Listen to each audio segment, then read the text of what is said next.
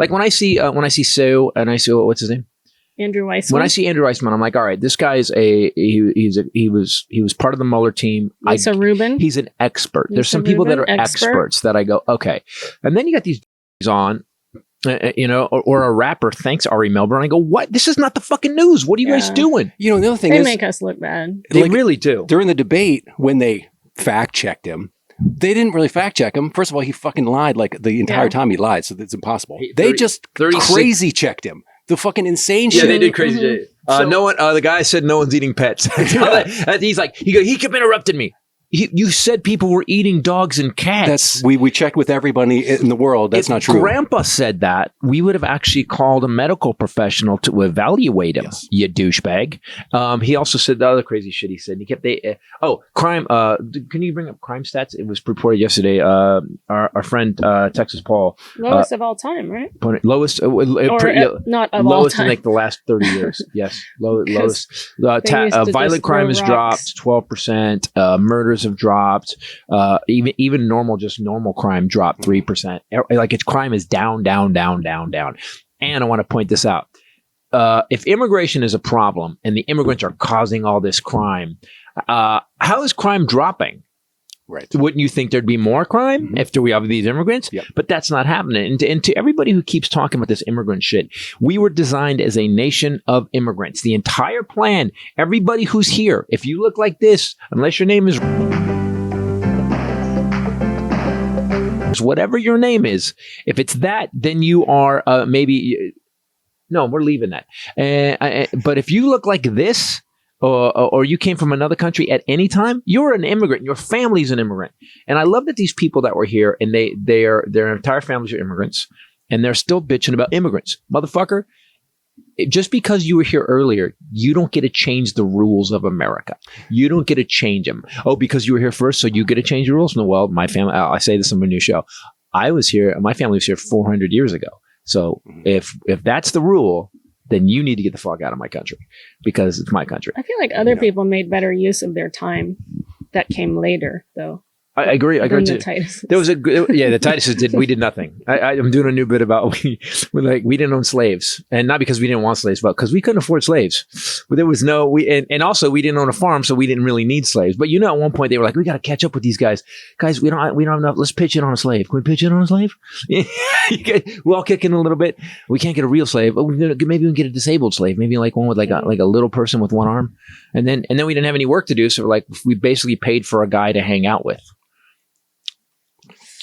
Just put him in the wheelbarrow. We're put him in and push him around. To practice this right now. I'm just saying that the Tituses, we were such losers. We didn't have our own slaves. Actually, in Missouri, one of my relatives in Missouri fought for the North, so we're good.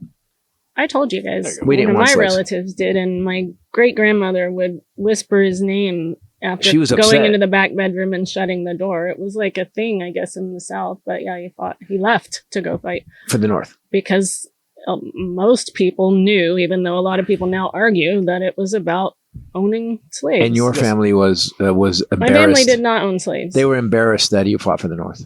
I think in certain parts of the South that was considered turning on. It really explains our relationship. Your people. You're from the Confederacy, and I am not. What should explain our relationship, as I just said, I had a family member that people whispered about in the back bedroom, and that's who I am now.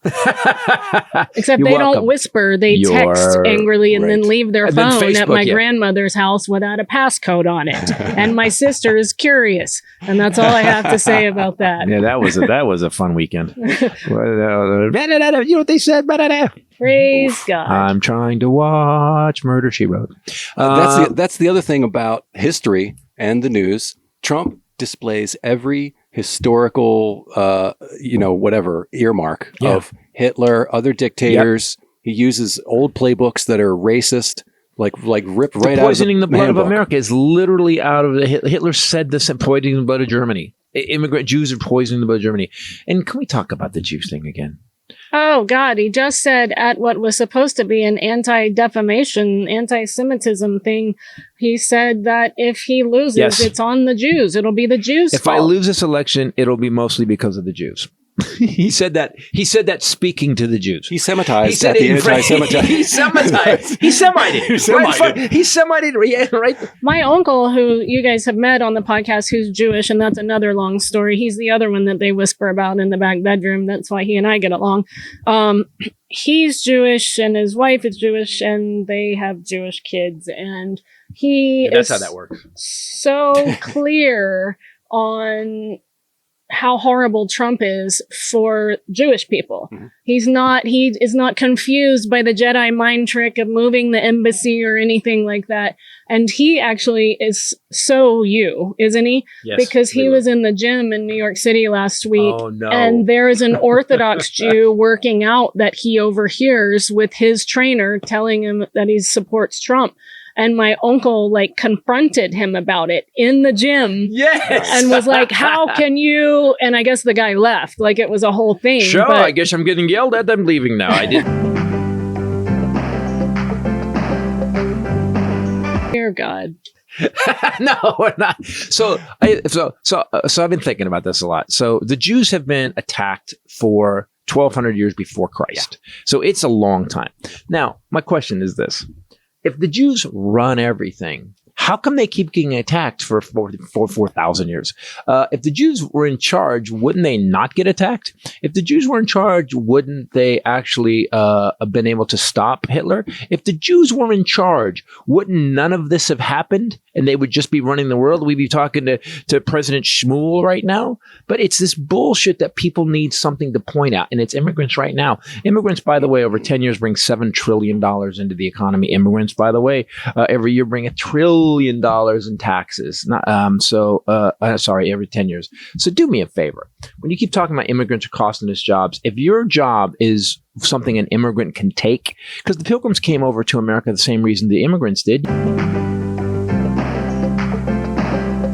It's one of my new jokes in the thing. And then I talk about it. Do you guys know the guy who invented the stint for the heart? Oh, was an immigrant? So all you rednecks that are eating cheese brats and cheese fries, and every time you go about to have a heart attack, and you go, oh, I got to get a stent. You probably shouldn't, because an immigrant invented that. So you don't really need to do that. You're a communist if you get a stent. And by the way, then you get an artificial heart, also invented by an immigrant. Did you know the birth control pill was invented by a Mexican immigrant? He made the weekend. I just feel like some parts of this show, because they're new, should maybe be run through standards and practices before. None of this is bad. I'm saying that there's a pile of cut tape right here. Just behind me, there's just a big thing of edits. The thing that people love about you, though, is that your heart's in the right place. It always is. And the whole point of the show that has pissed some rednecks off in the room already is that maybe these immigrants that you are putting down so much have accomplished a lot more than you have, embarrassingly. Well, I think that's what and you bothers want them. People to realize that. But that's what bothers them, is that they look at these people and they come here and they start a business on their own and they bust ass and they get a crew of other immigrants over here and they start building wealth. Well, if you were born here and your mommy and daddy told you were fine, you were special, Thomas, and you get a trophy for everything, and you can't get your shit together because of the drinking and because you don't have that hardworking right. Well, because you also spent $13,000 on a lift kit for your Silverado and you can't figure out how to pay that off, so they repoed it. And you watch some dude with a truck from 35 years ago and a lawnmower hanging on the back making more money than you. And you are left to think, oh, they must be they're cheating the system. No, they're just busting their fucking asses.